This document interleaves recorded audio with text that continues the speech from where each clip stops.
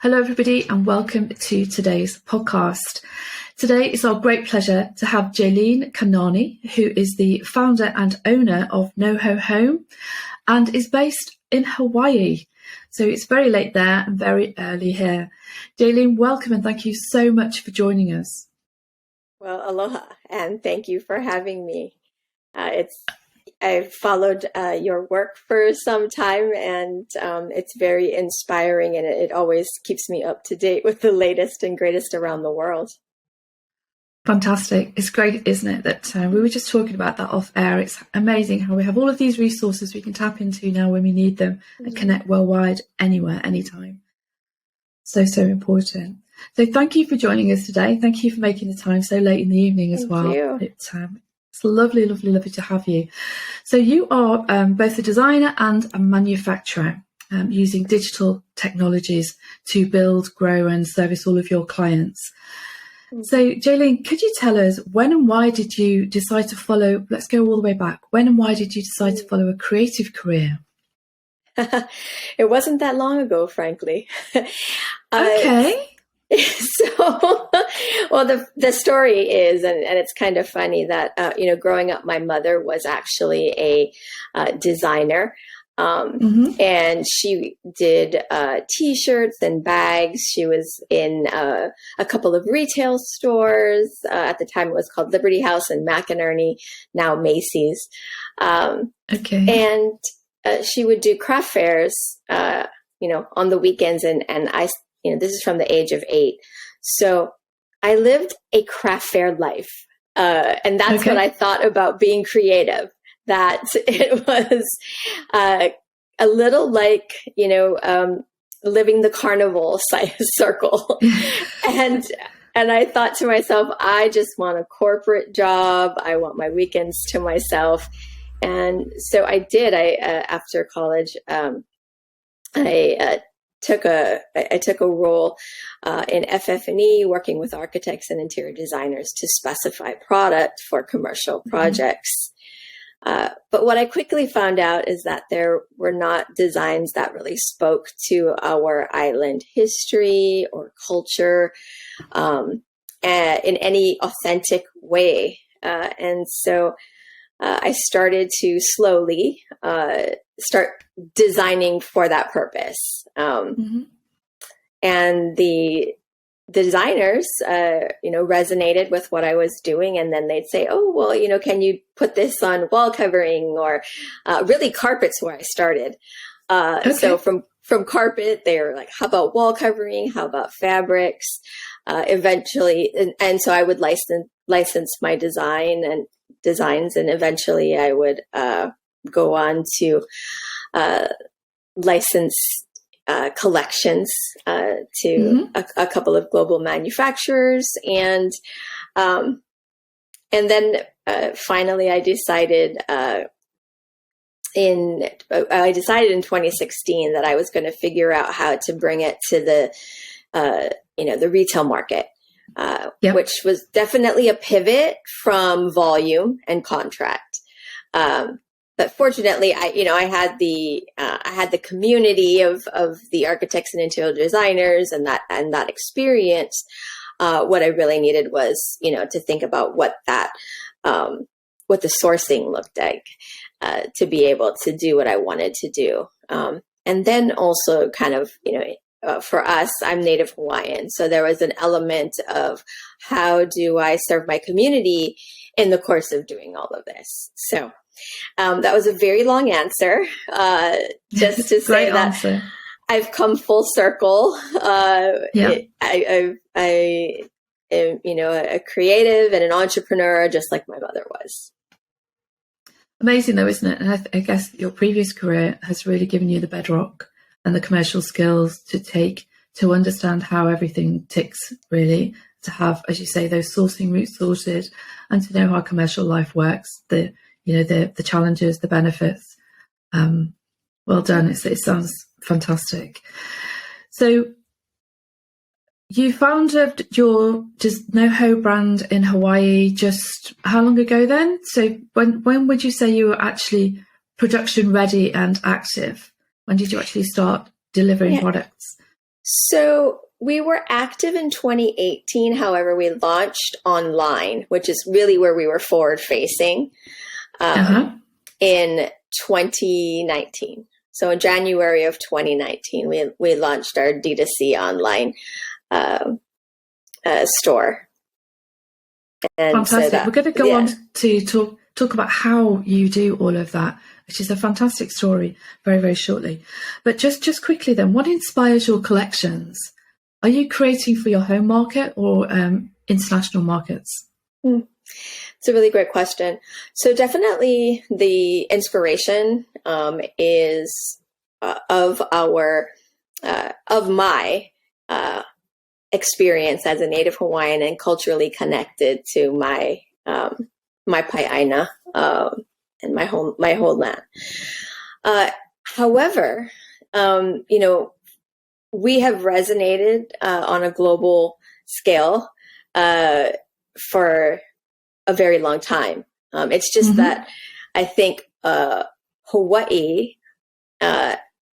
has been defined in terms of design by others. So it's been defined by Hollywood. It's been defined by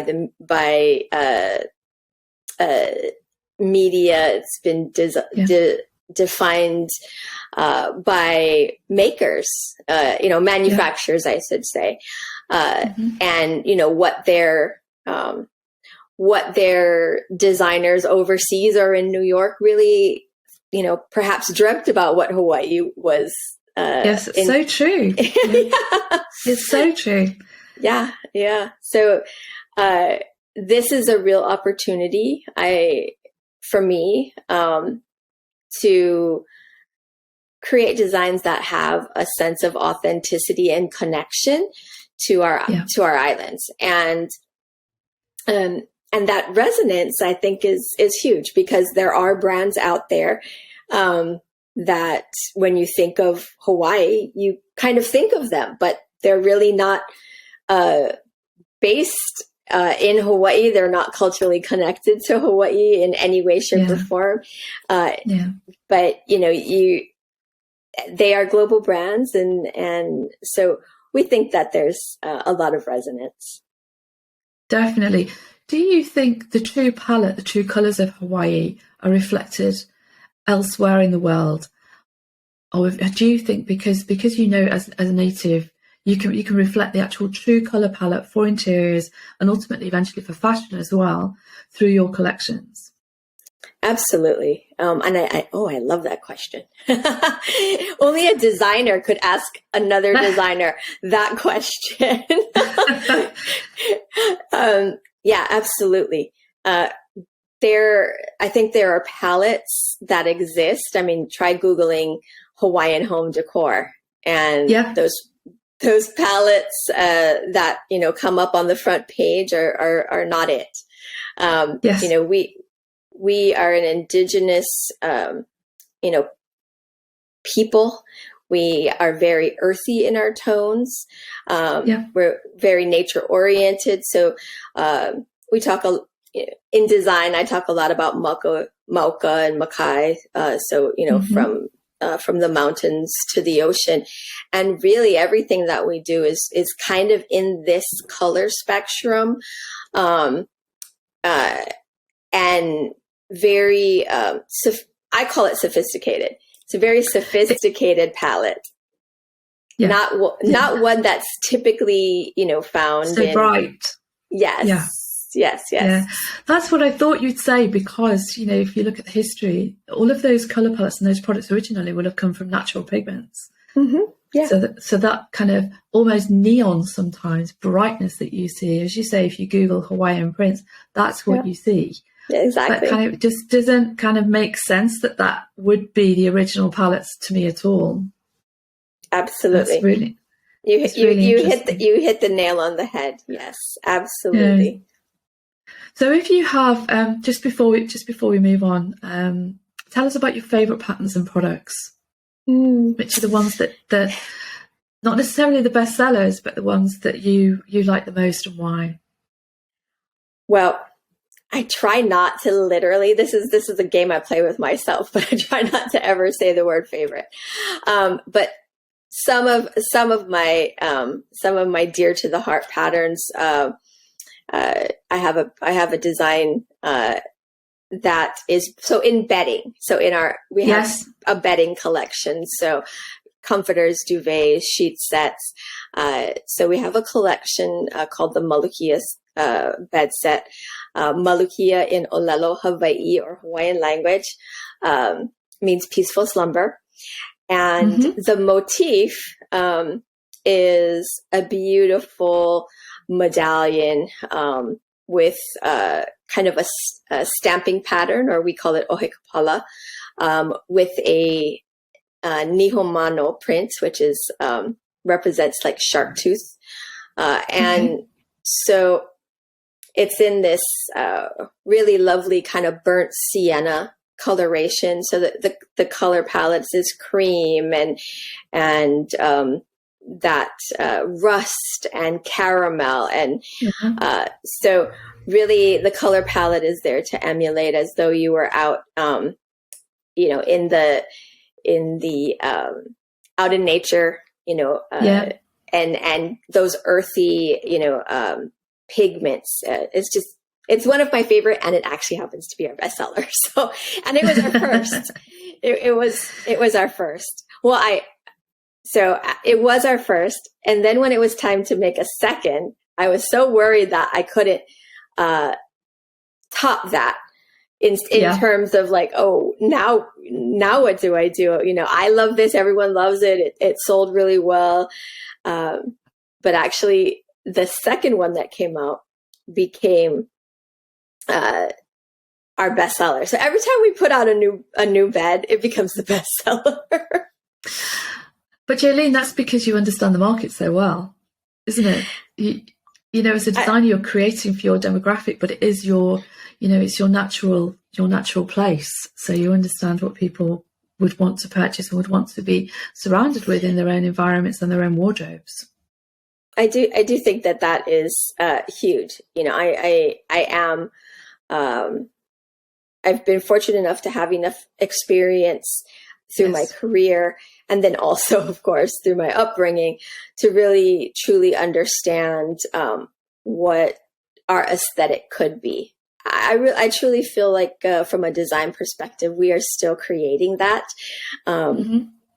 What does our what does our raw native patterns and designs of yesteryear, like what does that look like when it's translated and artfully into contemporary design? Really, we're shaping as Native Hawaiians what we would like, I think, a global audience to consider Hawaiian home decor or Hawaiian fashion. You're creating the real vision, aren't you? I hope.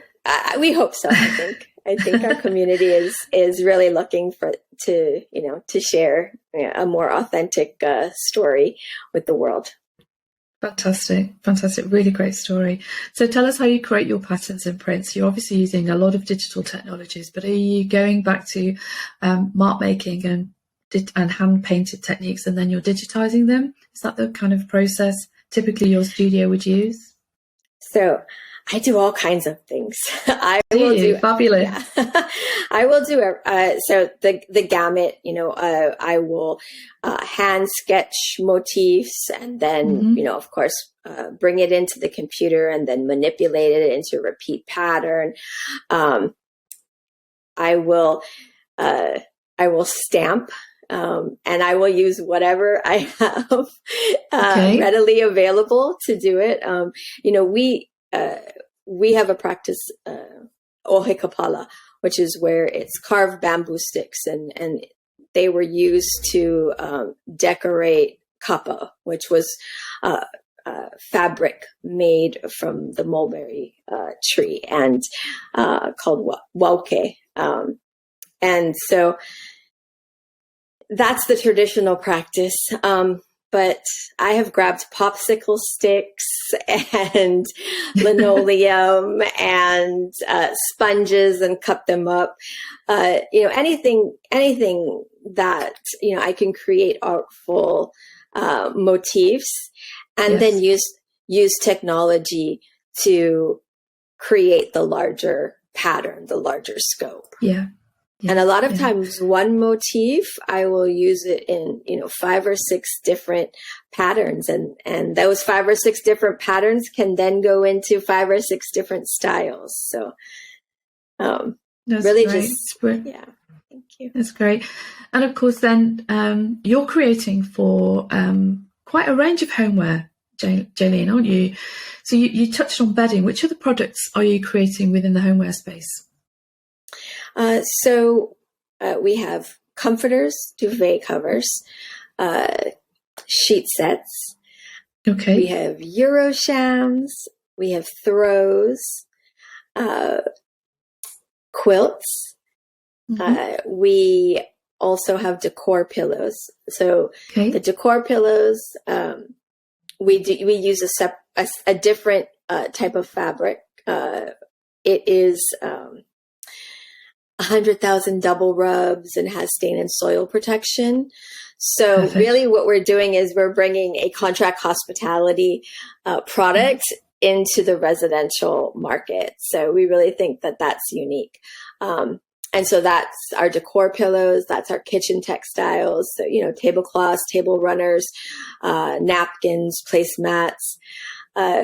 We have shower curtains, drapery, and then the giftables. So we have candles. So I was pretty particular that we wouldn't just be talking about the scent, that really we wanted to infuse design into the vessel. So each one of the vessels have a unique design that goes with the scent. We have soap. We have wrapping paper.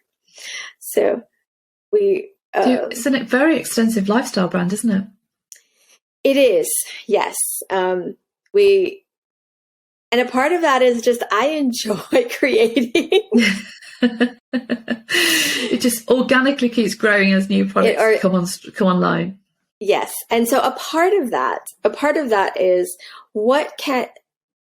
so traditionally all these things are made overseas. Yeah. And so one by one, I've been kind of handpicking different things that I could bring the manufacturing home here to Hawaii. To participate in workforce development and pathways for our students, to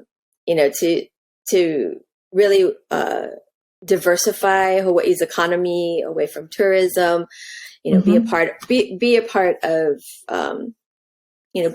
that moment in time where we're trying to, shift to technology and innovation. Mm-hmm. So,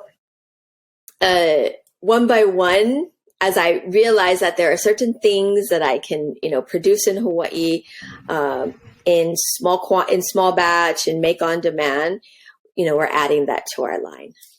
Right now we're ideating, make on demand, towels. And, my challenge is that I have a luxury brand, and typically your make on demand substrates are not of luxury quality. They're more promotional quality.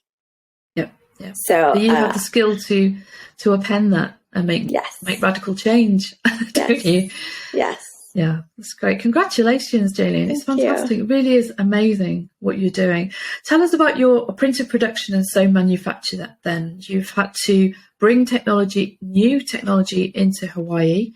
And I guess you've also had to upskill and train people to use that technology and also to sew and manufacture products to your specific, as you say, luxury brand, using, fantastic fabrics, high quality fabrics, on demand, high manufacturing skills too. So how have you addressed all of that? Slowly. Well, actually quickly. It was a crash course. Okay. So So we did. So I started with one machine, right? One a Roland dye sublimation printer and a calendar heat press. Yeah. And very cottage industry. I had done my research and microfactory and mass customization. I saw was the really what they were talking about in niche channels. As the wave of the future for fashion. So I thought, okay, well, I could potentially use this same, methodology for what I'm doing in home decor. And so as we continue to grow, we added machinery. We added our HP stitch as well as our HP latex, seeing eye laser cutter, another roll-to-roll calendar press, and we have a 48-inch flat press, and software. We run Gerber to create patterns and do the grading of patterns. Ergo software.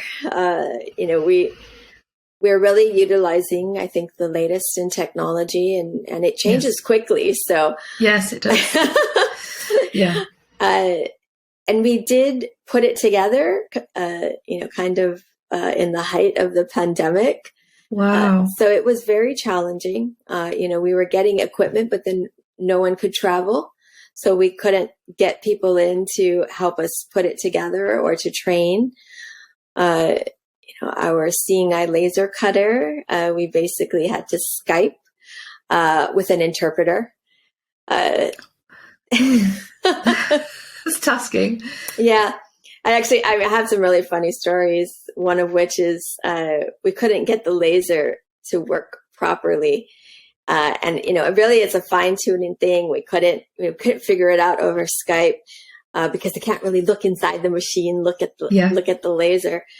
So I called a friend at the university here in the engineering department, and I asked him if he had any, resources or people, and he said, "No, I can't think of anyone who would have any ability to really help you with that. However, we have our laser machine rep in town."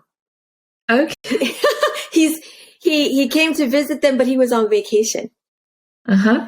So he gave me his phone number, and I told him the kind of machine I had, and he was so intrigued. He had never seen one before that I talked him into coming.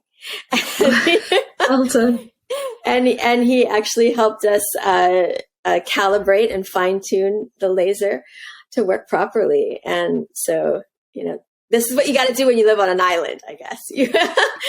I think, but also there's a fantastic learning curve there, isn't there? And from my background, I always think that if you really understand the tech yourself, you're better placed to utilize it. So whilst it's very painful at the time, it's really good to get to know everything on your factory floor and how it ticks, isn't it? Absolutely, yes. To that point, we had a machine go down last week, and so I learned a lot more about it than I really, would have wanted to. The internal workings that typically, a service provider would, assist you with. But as I was sharing it with you before, again, we live on an island. We have the only stitch, so we were running the stitch before the serviceman was running the stitch and got his training. So, so it is really great. And it'll help us to, understand and define, how we move forward. What are the things that, we want to see in the next version, in that next machine. And we hope that feedback that we give is valuable. It is interesting, isn't it? Because quite often people think, oh, what I need next is something that goes faster. And sometimes it isn't. You just need another machine. You need dual sourcing so that, when something does go down, you can run the other one 24/7 and you can dual source production. It's, But by getting so close to your machinery, it's easy to understand those scenarios. Yep. And, something that was a real learning curve for us was environments. Okay. In the RIP. In the print rooms. Yeah. And so if, you could have the same file, but if you print it in a different environment, and or on a different machine, you are not going to get color consistency. And while I think a lot of make on demand who work with end users don't have that level of critique from an end user. When you're working with interior designers, there is no missing a color, right? You're only like we had kind of talked about before, you only have 3 or 4 color placements typically, and all of those need to be hitting. It's not like you're printing pictures where, colors blend and exactly. Color consistency is so huge for us, and it was a really big learning curve. And then also the strategy around the workflow. Making sure that the way that we are doing the workflow between ourselves internally and our clients, and control samples and cataloging of that. It's all standardization, isn't it, really? Yes. It's all SOPs, lots of SOPs.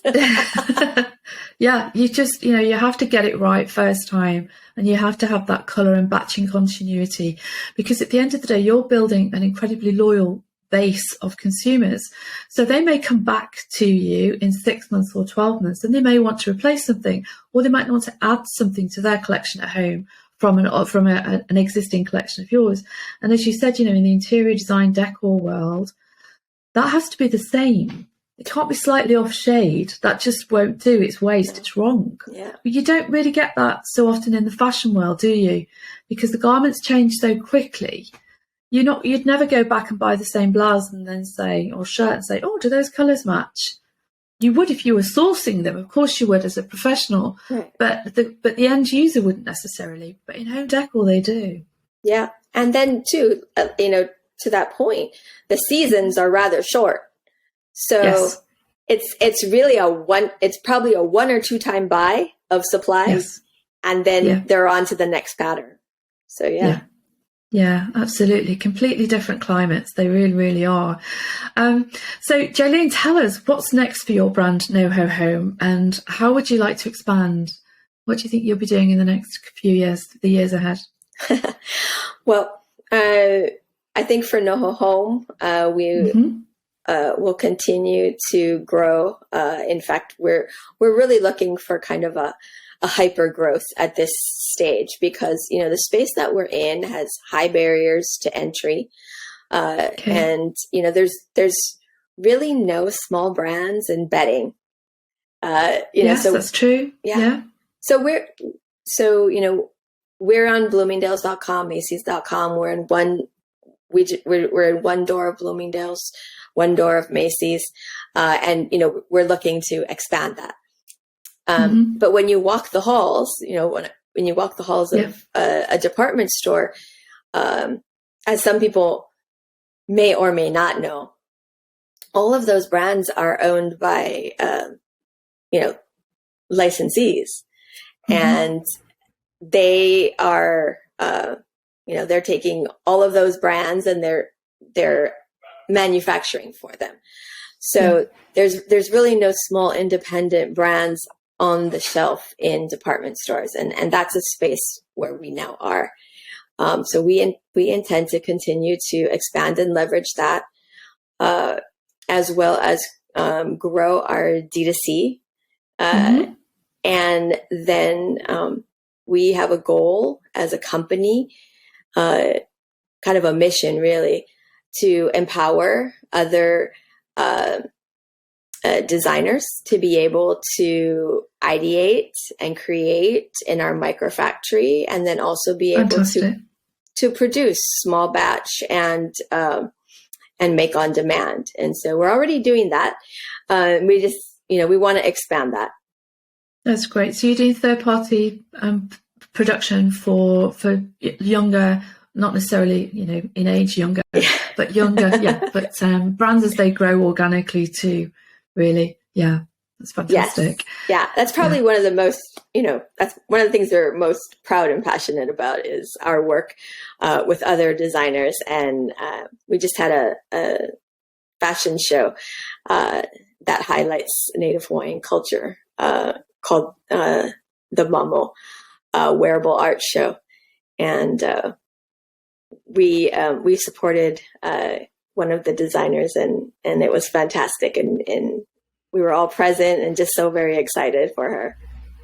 That's brilliant. It's great, isn't it, when you can give back in that way? One of the next question was really, how have you overcome the challenges? And from our conversation, you have overcome and addressed each challenge as it presents itself. But I guess in that learning curve, you are now perfectly placed to help, as you say, young brands and other people to now move into that sector and to democratize it really and bring the creativity into it too. We hope so. And we've spent a lot of time laying the foundation and the groundwork. And as you say, doing a lot of problem solving and it'll keep coming. Those challenges will keep coming. And every time we add a new product or category, there'll be time spent on perfecting that. But we are very well positioned to now help others. And that's, really exciting for us. It's fantastic. Jalene, thank you so much. If you had a word of wisdom perhaps for an emerging designer just setting out, how would you inspire them? How would you encourage them? I think so when we say young, emerging versus age. So I always age out of it. Age out of it completely. Sorry, I misinterpreted that. So often designers, as they're emerging, they still have to pay the rent, right? They have to live. So they often struggle, I think, between the two. And so, one of the things that I like to put them at ease with is that you can do both. And your passion is going to pull you in the direction, for your design and your creativity, and you will know when it's the right time to let go and maybe do it full time. But until then, build your foundation. Establish yourself, create your networks. There's no shame in that. You don't have to be a all in, jump in the fire, deep end, instant success. Success. Absolutely not. The network that I created throughout my, years in corporate life became invaluable for me, both as a designer and as a businesswoman. So, I find that that's something I say over and over again because, people, they're usually they're struggling with that. And the other thing I tell them is don't operate in a vacuum. Reach out to every resource, every person, and connect on kind of every level. Just to it'll elevate your business and it will also save your mental health. So very important. Very important. Very important. Well, congratulations, Jalene. Your brand is super. It really is. The product's absolutely gorgeous. And carry on, democratizing print over there in Hawaii. It's a fabulous story. Wonderful to see how you're utilising technology to onshore and to educate and, create employment and incredible employment and creative opportunities within your country too. It's wonderful. Thank you so much for joining us. It's been an absolute pleasure. Oh, the pleasure has been mine. I love that I've gotten a chance to talk story with you. You have such experience in this space, and I will continue to follow all that you do, because it helps me truly to get ideas for our next product, our next piece of machinery, our next expo. It's brilliant. Thank you so much, Jalene. You're welcome. Thank you. Aloha, ahui ho.